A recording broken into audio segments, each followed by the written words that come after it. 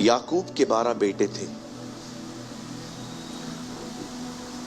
पर बाइबल बताती है एक ही था जो बहुत सिंसियर था।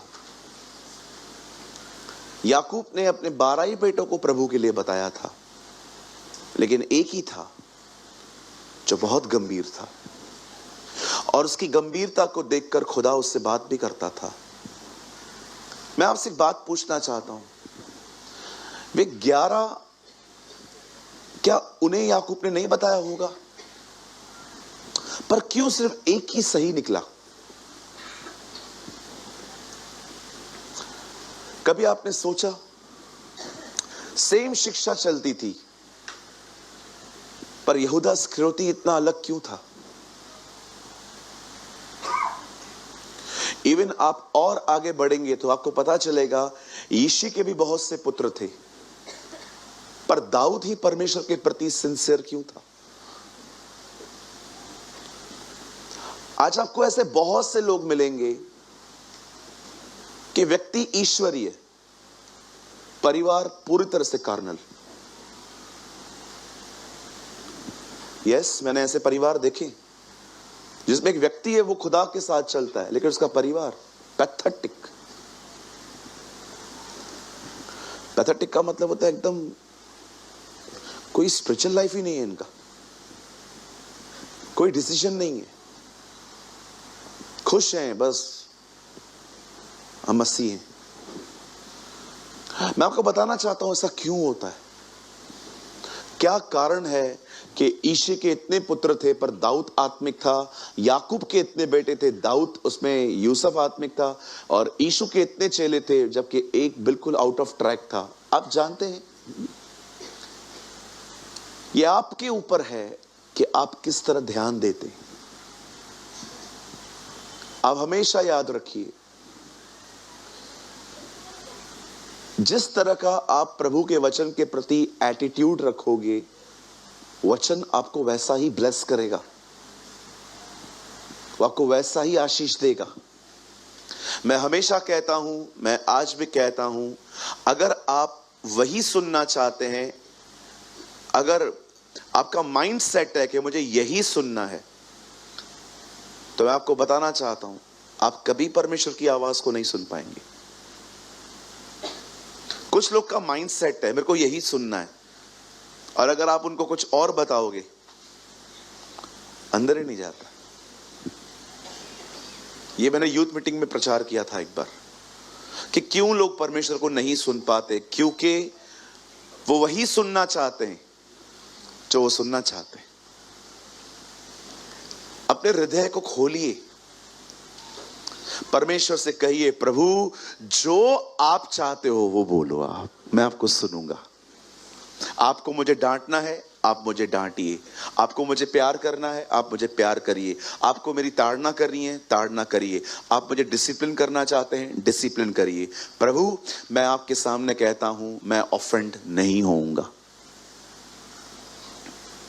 ऐसे लोगों से परमेश्वर बात करता है।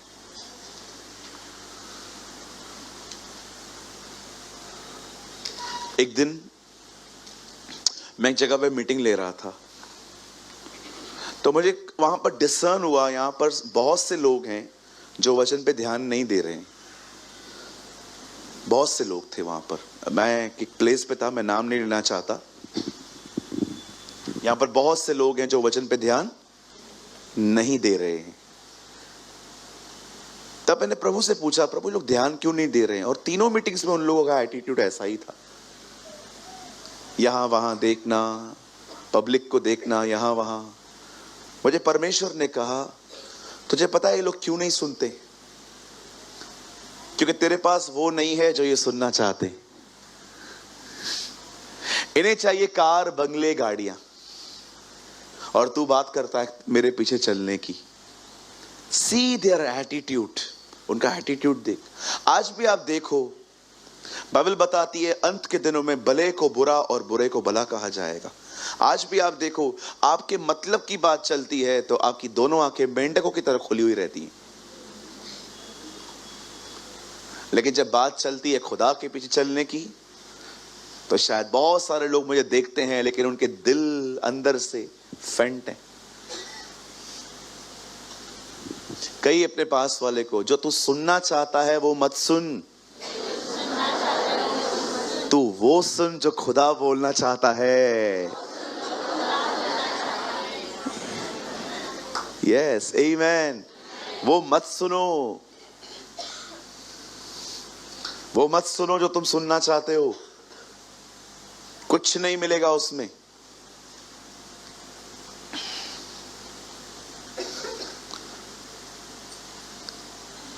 एक भाई से मैं डिस्कस कर रहा था, तू गलत है, बहुत समय पहले की बात है। एक थर्ड पर्सन बीच में आया और वो उसकी तरफदारी करने लगा। नहीं नहीं ब्रदर सूरज, ऐसा नहीं है, आपको फैक्ट्स नहीं पता है सारे, ये सही है। मैं चुप हो गया और उसके बाद मैंने देखा उस भाई का हियाव, वो हियाव से भर गया। ओ मैं सही है ब्रदर, प्रेमानी गलत है। आपको पता है, आपको बहुत से लोग मिलेंगे इन दिनों में जो आपके पाप को सपोर्ट करेंगे। कुछ महीने के बाद वो दूसरा वाला भाई जिसने उसको सपोर्ट किया था मेरे ऑफिस में आके मुझे माफी मांग के गया, बोला ब्रदर आई एम सॉरी, आप सही थे। मैंने कहा काश आप उस समय समझते कि मैं क्यों वॉर कर रहा था किसी चीज को लेकर। कई अपने पास वाले को, गलत को सपोर्ट मत करो। बोलो बोलो।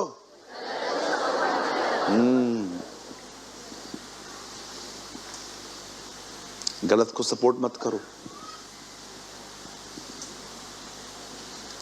आपको क्या लगता है मुझसे ये गलतियां नहीं हुई हैं? बहुत बार हुई हैं, अब नहीं करेंगे। अब ज्योति मिल चुकी है कुछ चीजों में। आमीन। बाइबल बताती है, देखो अंधकार मिट रहा है और सत्य की ज्योति चमकने लगी है। आमीन। अपने बाजू वाले को कहो, आप बहुत अच्छे हो, मैं आपसे बहुत प्यार करता हूं, पर मैं आपके गलत कामों में आपका साथ नहीं दूंगा।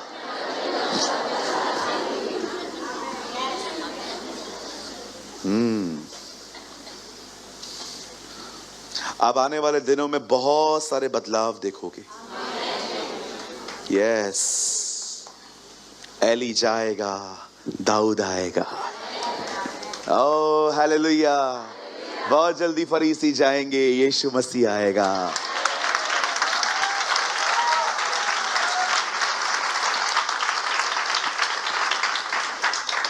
परमेश्वर ने एली की गर्दन नहीं तोड़ी थी, परमेश्वर ने नई